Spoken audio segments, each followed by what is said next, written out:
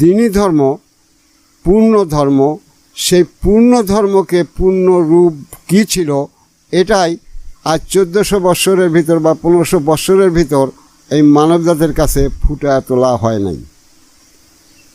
এই মানবজাতির কাছে এই পূর্ণ ধর্ম কী নিয়ে এই পূর্ণ ধর্ম প্রতিষ্ঠা করা হলো? এ কি হাওয়াই শব্দ, না কোনো কিছুর দ্বারা এই পূর্ণ ধর্ম হিসেবে খাড়া হয়েছে? যে সেখানে যাও, যদি তোমরা জ্ঞানের সাথে কোরআনকে রিসার্চ করে দেখো, তাহলে দেখতে পারবে যে পূর্ণ মানবকে পূর্ণভাবে পবিত্রবান হতে বলা হয়েছে, এবং তারা যাতে দিনী নূরের দিনী নফসের নফসিয়ালা হয়, তার দরুন এই ধর্ম খাড়া করা হয়েছে। তো ভিডিও আগে গেলেও মানুষ হয়তো তার প্রতি জ্ঞানে রাখে না, যেহেতু মানুষ কোনো সঠিক সিদ্ধান্তের উপর বা সঠিক নির্ধারিত কোনো নফসের উপর কোনো ধর্মই মানে না, আর এটা আসেই নাই। কোরআন এটা নিয়ে আসলেও মানুষের কাছে এর কোনো সত্যই নাই। যা কিছু চলছে সব রূপক বানোয়াট, সব ধোঁকাবাজি, প্রতারণা, ফাঁকি দিয়ে সমস্ত দরজা খুলে বিভিন্নভাবে এই ইসলাম ধর্ম চলছে। যাদের কাছে এই ফরজ আর সুন্নতের সত্যের কোনো ধারই ধারে না, তারা জানেও না, চেনেও না, বোঝে না। আর না বোঝার কারণেই সুন্নত বলতে কাপুরে চুপুরে দাড়ি পাগড়িকে বানিয়ে নেওয়া হয়েছে, কিন্তু ইহা কোনো সুন্নতের বিষয় না। আর এর উপরে কোরআনের কোনো হুকুমতও আসে নাই। যে কোরআনের যখন ঈমান আনে, এখানে ঈমান শব্দ বলতে শুধু বিশ্বাস বলা হয়েছে, কিন্তু বিশ্বাস তো অবশ্যই আছে, কিন্তু কোরআন যেখানে বেল গায়েবের উপর ঈমান আনতে বলেছে, দিনী নূরের দিনী নফসের উপর ঈমান আনতে বলেছে, তখন কোনো মানুষ যখন সেই হেদায়েত গ্রহণ করে হোদাল্লেল মুত্তাকিন হয়, তাদেরকে সেই বেল গায়েবের উপর ঈমান এনে দেওয়া হয়, অর্থাৎ দিনী নূরের দিনী নফসের উপরে ঈমান এনে দেওয়া হয়। অর্থাৎ এই ঈমান শব্দের মূল অর্থ একটি করে মনি বা একটি করে আত্মা বা একটি করে নফস। যখন নির্ধারিত কোনো নফসের উপর তার সে যেমন দুনিয়ার জীবনে ছিল, সেই মনকে তৈয়ার করে নিয়ে তারই কর্ম করার জন্য, তার সব কিছু করার জন্য তাকে হেদায়েতে এনে তাকে মুত্তাকিন করে সেই ঈমান এনে দেওয়া হয়, তখন সেই ঈমান, সেই নফস উপর ঈমান এনে তাকে সেই নফসের জীবনকে নিজের জীবন হিসাবে গ্রহণ করে নিতে হয়। এ হলো কোরআনের ফরজ সত্য, মূল ফরজ সত্য। এই সত্যের উপরে ধর্ম পূর্ণ মানবকে নির্ধারণ করা হয়। যেমন মাতৃগর্ভে সব জমা হয়, কিন্তু পিতার থেকে একটি শুক্রকীট এসে সেই মানুষকে পূর্ণ করে, পূর্ণ রূপ নিয়ে মানুষ দুনিয়াতে আসে। যে ঠিক মানুষ যখন পূর্ণ দিনী ধর্মের পূর্ণ অস্তিত্ব খাড়া হবে, তখন তার মূল ভিত্তি হবে এই দিনী নূরের দিনী নফস, যাকে আদম নফসি বলা হয়। তার উপর ঈমান এনে সব কিছু বিসর্জন দেওয়া, আত্মসমর্পণ করে ঈমানের উপর সেই ঈমানকে ধারণ করে সেই ঈমানের জিন্দেগি নিয়ে, সেই ঈমানকে নিয়ে সব কিছু তাকে করতে হয়। এলো মূল ফরজ, যার উপর ভিত্তি করে এই দিনী ধর্মের মূল ধর্মীয় সত্য। সেই সত্যের, সেই দিনী নূরের দিনী সত্যের রব আছে, দিন আছে, সুরাতের সালাত আছে। ফরজের ফরজ সালাত, সুরাতের সালাত। ফরজ একমাত্র আদম, সেই আদমের যে সুরাতের সালাত, একে ফরজ সুরাতের সালাত বলা হয়, ফরজের সত্য। অর্থাৎ ওই দিনী নফসের ভিতরেই এই গুণ থাকে, তাই এই সত্ত্বেও ফরজ সত্য। অর্থাৎ আদম সুরাতের সালাতও সেই সত্ত্বে ফরজ। আদম নূরের ভিতরে বা সেই দিনী নূরের ভিতরে যে বাকশক্তি থাকে, সেই বাকশক্তিও হলো ফরজ। আর আদম নূরের যে আলো জ্যোতি আছে, সেই আলো জ্যোতিও হলো ফরজ। এটা হলো কোরআনের মূল ধর্ম। এই ফরজ যদি এই ফরজকে নির্ধারণ করে এই ফরজকে নিজেকে দিক করে কায়েম করার জন্য কোরআন জোর তাগিদ দিয়ে মানুষকে এই ধর্ম মানতে বলেছে। এই ফরজ ধর্ম অতীতেও আসে নাই, অন্য কোথাও নাই, একমাত্র এই কোরআনেই আছে। কিন্তু কোরআন যে ইহা ফরজ সত্য আজ পর্যন্ত যারা ধর্ম চালনা করছে তারা বুঝেই উঠতে পারে নাই।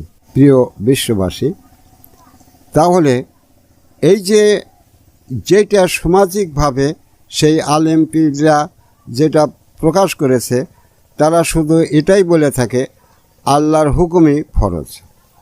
কিন্তু ফরজ সত্যকে যখন ধরার জন্য হুকুম করা হয়, উহা ফরজের বলেই ওই হুকুম ফরজ হয়।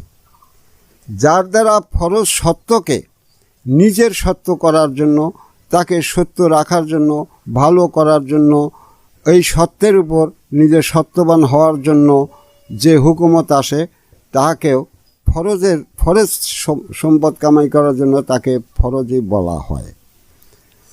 কারণ ফরজকে ধরার জন্য যে হুকুম আসে তাকে ফরজ বলা হয়। আসলে এই হুকুমগুলোই যে ফরজ, এটা যেমন ঠিক ফেলা দেওয়া যাবে না, তেমনি এটা ফরজের সত্যকে ধরার জন্য যে হুকুম আসে, যে কর্ম আসে, যে ইবাদত আসে, যে আচার ব্যবহার আসে, তা সকলেই ফরজ হয়।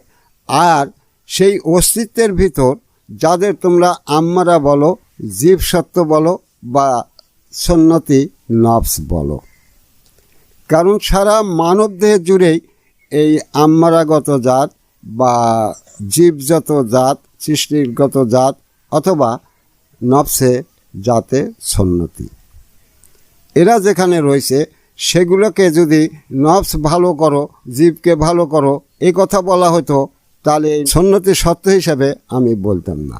কিন্তু এখানে সুন্নতি সত্য দিয়ে ইসলাম ধর্ম, দ্বীনি ধর্ম পূর্ণ করা হয়েছে। তাহলে এই সালাতের মাঝে যা কিছু আছে তাহা নফসের জাতে সব সুন্নতি।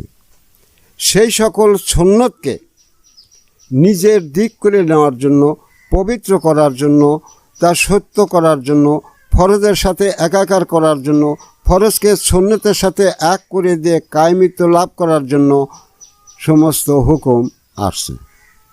তাই সেই হুকুমগুলোকে, সেই ইবাদতগুলোকে সুন্নতের ইবাদত বলে বলা হয়। এই টুপি পাগড়ি বাঁধা কখনই সুন্নতের ইবাদতও নয়, সুন্নতের সত্যও নয়। ও যে কোনো মানুষ বাজার থেকে কিনে নিয়ে পড়তে পারে, তা হিন্দুও পড়তে পারে, বৌদ্ধও পড়তে পারে, খ্রিস্টানও পড়তে পারে। কিন্তু সুন্নতকে রাজি খুশি করতে গেলে এই ফরজের সত্য নিয়েই তাকে সুন্নতের ইবাদতে যেতে হবে। সুন্নতের সত্য নিয়ে ফরজকে ইবাদত করে সে ফরজে বা আদম জাতের সুরাতে কায়েমি হয়ে যাতে আদম হবে, এটা কখনই সম্ভব নয়। সে সুন্নতের আত্মা নিয়ে ফরজের সঙ্গে মিলে এই ধর্মের যে সত্য আছে সেই সত্যের ভিতর দিয়ে চলে সেই ফরজ আত্মার উপর দাঁড়ায় সে মুতমাইন্না হবে, সে দ্বীনি নফসের সঙ্গে বিলীন হবে। কিন্তু সুন্নতকে ফরজ বানায়া সে যে আদম সুরাতের কায়েম হবে, এটা কঠিন কালেও হতে পারবে না। তাই আদমের ফরজ সত্যকে ফেলে দিয়ে সুন্নতে কোনো অস্তিত্ব থাকবে না। আর ফরজের সত্য যদি উধাও হয়ে যায়, ফরজের সত্য যদি বিলীন করে দেওয়া হয়, তাহলে মানব বলতে কোনো কিছু থাকবে না, সব সৃষ্টির রাজত্ব হয়ে যাবে, তাহার দিন রাত সব সমান হয়ে যাবে, সবই অবুঝে চলে যাবে, কারণ মানুষই নাই, তা বুঝবে কি দিয়ে? তাহলে এই ফরজের সত্য এই মানুষকে কামাই করা, ধরা কত বড় জরুরি বিষয়। আসলে মানব জাতি তাদের নিজের জীবনের উপর কোনো গুরুত্বই দেয় না। আর ধর্ম পরিচালনাকারীরা অবুঝে পড়ে, তারা কোনো নফসি আলা না হওয়ার কারণে, কোনো জীবনী সত্যবান না হওয়ার কারণে তারা এর কোনো বুঝেই আসতে পারে নাই। ফলে তারা সব হাওয়াইভাবে নামাজ পড়লেই জান্নাতি, ওটা করলেই জান্নাতি, জান্নাত জান্নাতি হও বা দোজকি হও, বা এই নামাজ পড়লেই বা রোজা করলেই তোমরা জান্নাতি হবে, সত্য এটা না। কোরআন এই ধর্ম আনেনি। কোরআন আনছে তোমরা জীব মানুষ, তোমাদের নিজস্ব সত্য নাই, তোমরা আম্মারা বা সুন্নতি নফসের দ্বারা মানব জীবন কাটাও।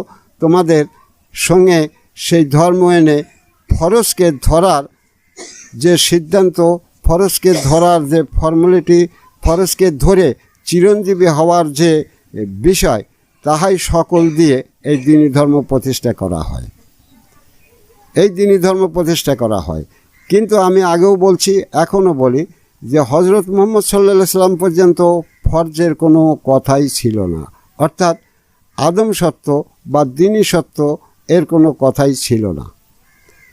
হজরত মুহাম্মদ সাল্লাল্লাহু আলাইহি সাল্লাম সমস্ত বিরাদ মিটে মানুষ যাতে আদম সুরাতের জীবনে সেই ফরজকে ধরে, ফরজের রব ধরে, ফরজের দিন ধরে যাতে আদম সুরাতের জীবনে কায়েমিত্ব লাভ করতে পারে, তাই এই ফরজ সুন্নতের ধর্ম একাকার করে তাকে পূর্ণ ধর্ম হিসাবে তিনি রায় করেন। যদি তোমরা এর বাইরে চলে যাও তাহলে তোমাদের কোনো ফরজ সুন্নতের ধর্ম থাকবে না, তোমরা কখনই সেই আদম সুরাতের জীবনে কায়েমি হতে পারবে না। এখন বিষয় হলো, একটু এখানে আমি দিয়ে রাখি, পরে হয়তো বিশ্লেষণ করব কারণ খুতবার সময় শেষ, যে সেটা হলো যে যাহা সুন্নতের সত্য, যাহা সুন্নতের সত্য, সুন্নতের নূর, যার থেকে সুন্নতির জাতি সুন্নতির সত্য বের করে আনা হয়, সমস্ত সুন্নতির মালিকরা তাদের যে কালেমা, সেই কালেমা হলো সুন্নতি কালেমা, ফরজের কালেমা হতে পারে না। বিশ্ব মানব জাতি, আমি আদম নূর বলছি, সত্য বলছি, যার ভিতরে এক জাররা এক বিন্দু পর্যন্ত মিথ্যা বা প্রতারণা বা ধোঁকা নেই। তোমরা জ্ঞানের সঙ্গে বিচার করো। সুন্নতি সত্যের মালিকানা সত্যদার যারা, তারা যে কালেমা দেবে তার সকল কালেমাই হলো সুন্নতের কালেমা, তার একটা কালেমাও ফরজের কালেমা নয়। আর যারা এই দ্বীনি নূরের ধর্ম গ্রহণ করে, যারা চিরকালের জন্য আদম সুরাতের জীবন কায়েম করে এই মানব জীবন থেকে বিদায় নিতে চায়, তারা হলো ফরজের ধর্ম, মানে ফরজের জাতি। সকল সুন্নত তাদের সঙ্গে থাকলেও তারা হলো সেই কায়েমি ফরজের জাতি। সেই ফরজের আইন, ফরজের জাতি হতে গেলেই, আদম জাতের জাতি আদম হতে গেলেই তার কালেমা হলো ফরজ। আর সেই ফরজ কালেমা হলো লা ইলাহা ইল্লাল্লাহু হযরত আদম ও শফিউল্লাহ। কারণ আদমই হলো আল্লাহর সত্যে সত্যবান ফরজে আলা ফরজ, যে কারণে সমস্ত নুরিতন ফেরেশতাকে তাকে সেজদা করানো হয়েছিল। অতএব প্রত্যেকটা মানুষের জন্য তারা যদি এই বুনিয়াদম থেকে, ভিত্তিহীন মানব থেকে উদ্ধার পেয়ে চিরঞ্জীবী আদম সুরাতের জীবন কায়েম করতে চায়, আর তাদের জন্য নির্দিষ্ট কালেমা, সেই ফরজকে ধরার কালেমা, একমাত্র কালেমা লা ইলাহা ইল্লাল্লাহ হযরত আদম ও শফিউল্লাহ।